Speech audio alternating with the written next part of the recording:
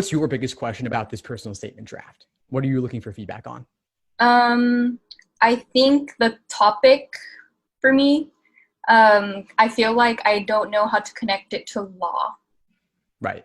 Okay. Well, first off, you don't have to connect your personal statement to law.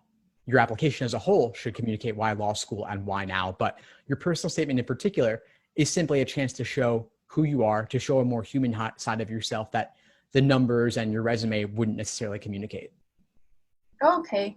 I guess another question I have is the structure of it. Like, I don't know if there should be a specific timeline, like what happened in my life, where am I at now, what I want in the future. Like, do you recommend a type of format?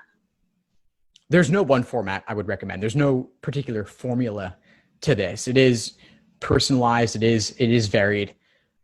One thing that stood out to me though is that, of course, as you said, it's not about you. This personal statement, it's about somebody else largely. Yeah. So those run a little bit of a risk sometimes because you do want it to be personal specifically. And when you talk about other people, that can present a little bit of a barrier. Yeah. So you recommend, in this case, because that person was a big influence, should I just like introduce them briefly and then talk about what I have done with that? Yes, generally speaking, yes. It's more about your takeaways from the experience. We're talking about someone taking your best friend's life.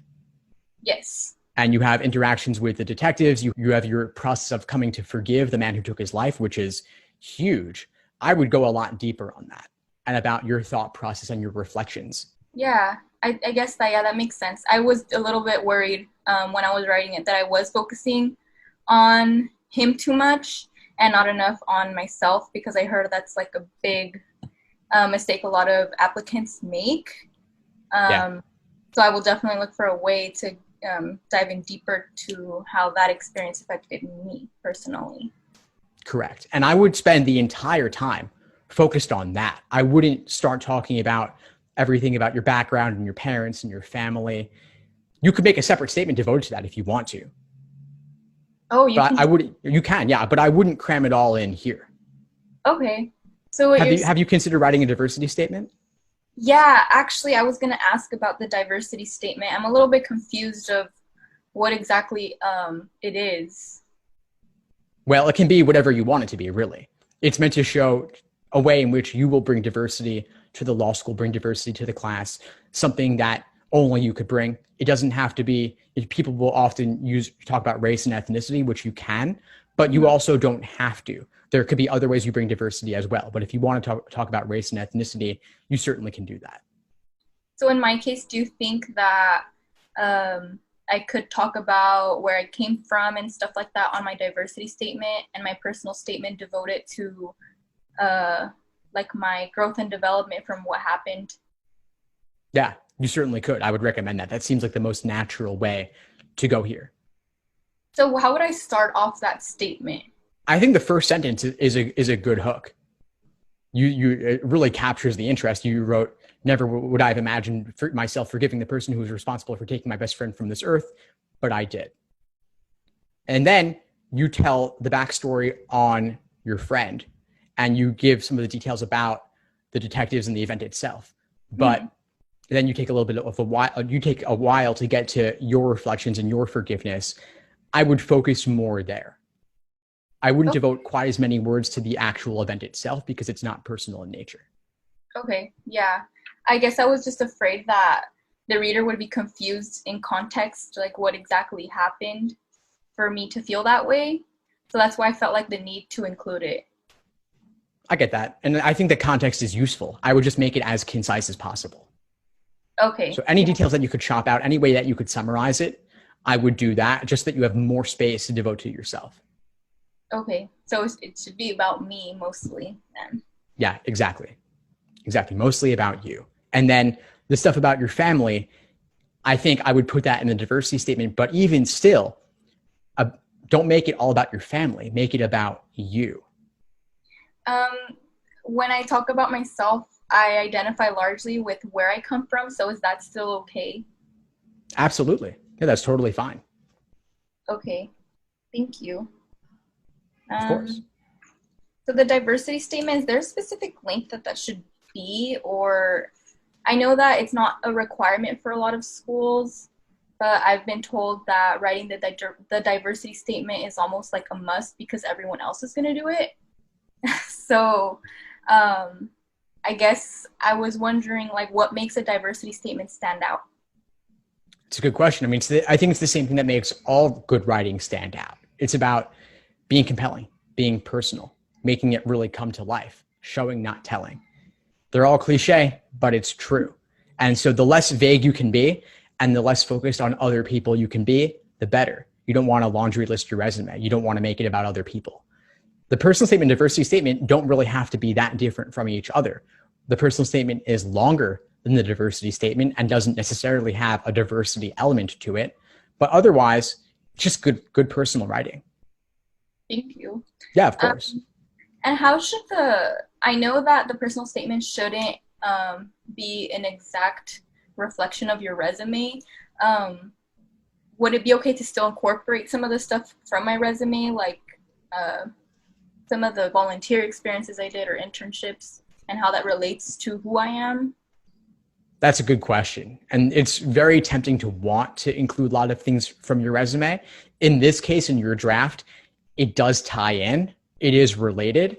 So I think that you can mention it in passing, but I wouldn't go too in depth on that because that work could be a separate essay altogether potentially.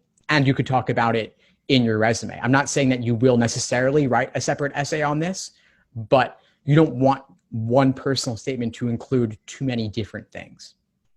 Okay, so in my case, I talk about being a tutor for at-risk youth and working at a juvenile detention facility. So I feel like those two things are a strong, I guess, a reason for why I started doing what I did. So is that still okay to talk about if it's really personal? Definitely.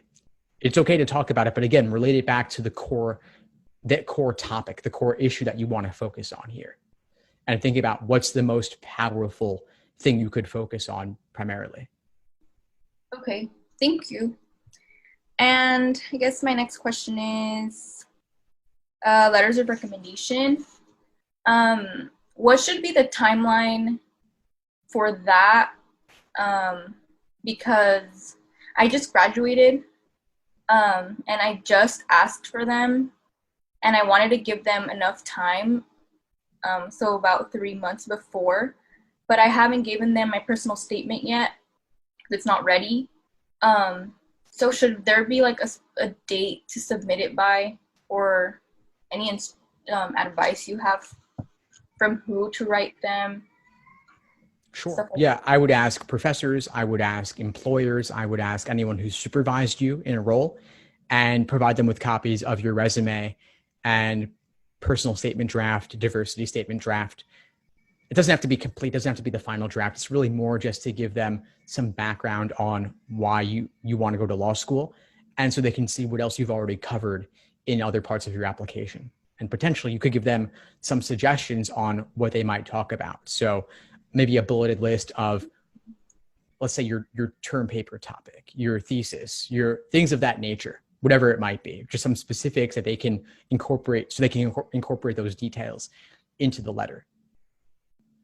Okay, thank you. That was really helpful. Glad to help. Before we sign off, what would you say is the biggest insight you got from our call today? I would say just coming to realize that this experience, that the